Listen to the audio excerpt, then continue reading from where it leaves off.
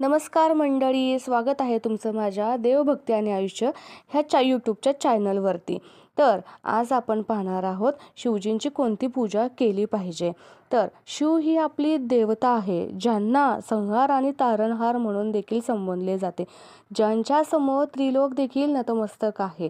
तसेच त्यांचं हे शिवजी जे आहे त्यांचं मूळ नाव हे शिव आहे आणि शंकर हे त्यांना आपण एक संबोधलेलं नाव आहे. ज्या शंकराचा अर्थ होतो की कल्याण करणारा किंवा शुभ असा होतो. म्हणजे शिव हे कल्याणकारी आहे, त्यामुळे त्यांना शंकर म्हटले जाते. जसं की प्रलयाच्या वेळी जेव्हा जे हलहल उठले होते, तेव्हा शिवजींनी ते हलहल प्राशन करून तेव्हा या सृष्टीला तारले होते.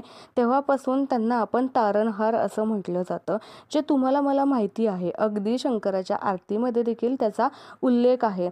तर अशाच शिवजींची, त्या भोळ्या शंकराची आज कोणती पूजा केली पाहिजे जेणेकरून आपल्याला पूर्ण 100 महाशिवरात्री केल्याचं पुण्य घडेल, ते आपण आज या व्हिडिओमध्ये पाहणार आहोत. तर नक्कीच माझ्या ह्या व्हिडिओला सबस्क्राईब करायला बिलकुल विसरू नका.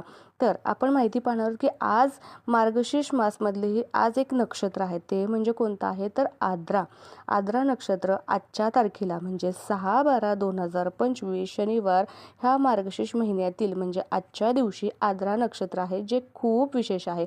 त्याचं कारण असं की हा दिवस अत्यंत महत्त्वाचा मानला जातो. या दिवशी काय घडलं होतं की भगवान शंकरांनी ब्रह्मा आणि विष्णू यांच्या समोर लिंग स्वरूपात स्वतः प्रकट झाले होते. आणि त्या दिवशीच भगवान विष्णू आणि भगवान ब्रह्मांनी त्या दिवसापासून भगवान शंकरांच्या लिंग स्वरूप पूजेची परंपरा सुरू केली होती. तर त्याच्यामुळे यावेळी हे नक्षत्र जे आहे तेव्हा ते नक्षत्र होतं आद्रा नक्षत्र. तेच नक्षत्र आज शनिवारी म्हणजे 6/12/2025 रोजी आहे. त्यामुळे सर्वांनी शिवपूजा करणे, शिवदर्शन घेणे किंवा मंदिरात जाणे अत्यंत शुभ मानले जाते. या दिवशी शिवलिंगाच्या दर्शनाचे महत्त्व शब्दात सांगणं म्हणजे वर्णन करणं शक्यच नाही आहे. कारण का आपण शिवलिंगाची पूजा नेहमीच करतो आणि त्याचे अनुभवही सगळ्यांना माहिती आहेत. परंतु शक्य असल्यास संपूर्ण शिवपूजा आज करणे खूप महत्त्वाचे ठरले जाईल. तर ते संपूर्ण पूजा म्हणजेच काय तर आज जसं की पूर्ण पूजा की अगदी शिवलिंगाला आपण करून, अर्चना करून, आरती करून किंवा महादेवांना बेलफळ किंवा बेलपान अर्पण करून, पांढरं फुलं अर्पण करून किंवा आपण स्वतः पांढरं वस्त्र परिधान करून त्यांची पूजा करून, एखादी माळ जप करून किंवा शिवलीलामृत वाचणे ह्या किंवा मंदिरात जाऊन दिवे लावणे, ही एवढी पूर्ण जेव्हा आपण शिवसेवा करू त्या सगळ्या पूजेला शिवपूजा, संपूर्ण शिवपूजा म्हणतात. तर यापैकी कुठलेही आपल्याला शक्य असेल तर अगदी उत्तमच. पण एखाद्याला जर शिवमंदिरात जायला जमलं नाही तर तुम्ही घरामध्ये आपले जे शिवलिंग आपण देवाऱ्यामध्ये प्रत्येकाच्या असते, तर ते शिवलिंगाची पूजा केली तरी चालते. त्याचप्रमाणे मंदिरात किंवा घरी, शक्यतो मंदिरातच चांगलं आहे की 11, 21, 51 किंवा 108 दिवे लावण्याची प्रथा आहे. ते ज्याला जसं शक्य असेल त्याने लावा किंवा घरी जरी दिवे प्रज्वलित केले तरी चालतात. या दिवशी दिवे लावण्याला पण फार महत्त्व किंवा शुभ मानलं जातं. तर या दिवशी शिवलिंगाची पूजा केल्यास 100 महाशिवरात्रीची पूजा इतकं पुण्य नक्कीच प्राप्त होते. त्यामुळे या दिवशी निश्चित शिवदर्शन व पूजन केले पाहिजे आपण.